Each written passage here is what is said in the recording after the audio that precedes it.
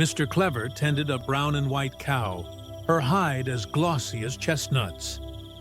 Mr. Stupid, meanwhile, kept a sturdy old mare, beloved throughout the village.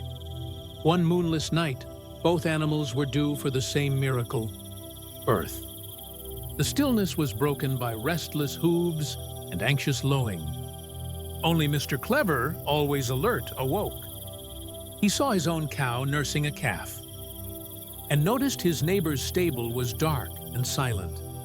A mischievous thought twinkled. Moving silently as a shadow, he slipped next door, where the mare, tired and oblivious, was still asleep. With quick, practiced hands, Mr. Clever swapped the newborns.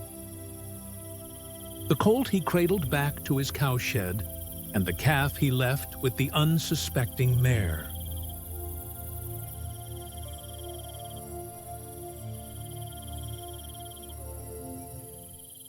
Morning broke with a golden blush.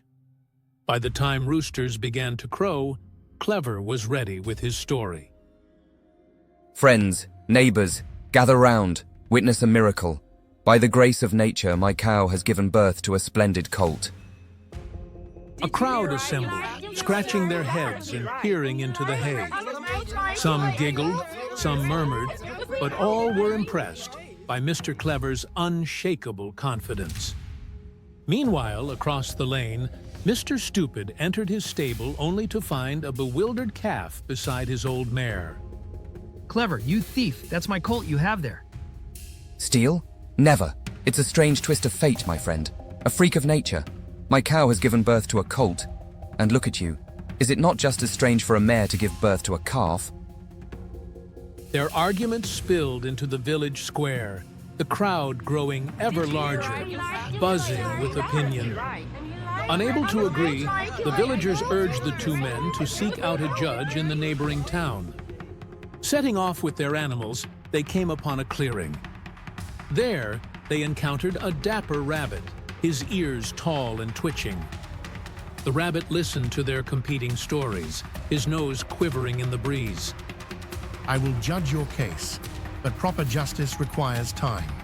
You shall gather here at sunrise 1 week from today, and both shall bring witnesses. Word spread, carrying anticipation throughout the village. On the appointed day, the villagers rose at dawn and gathered in the clearing. They waited as the sun climbed the sky, as the morning mist burned away, as the light turned golden, then white. Yet there was no sign of Judge Rabbit. The hours passed. Noon came and went. At last, as shadows grew long, the rabbit sauntered into view, his whiskers twitching and his fur a little dusty. Judge Rabbit, we feared you would not come. What delayed you? On my way this morning, I saw something extraordinary. A sandbank in the river caught fire.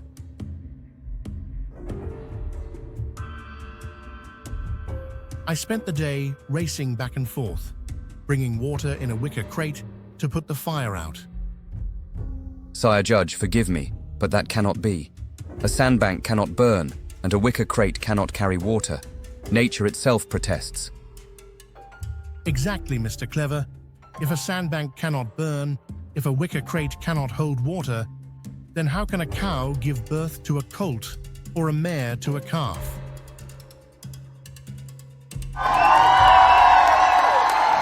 Laughter and applause rippled through the crowd. Clearly, nature remains true, and truth too. So return the colt to your neighbor and take back your calf. Even Mr. Stupid managed a wide grin as the truth was restored to him.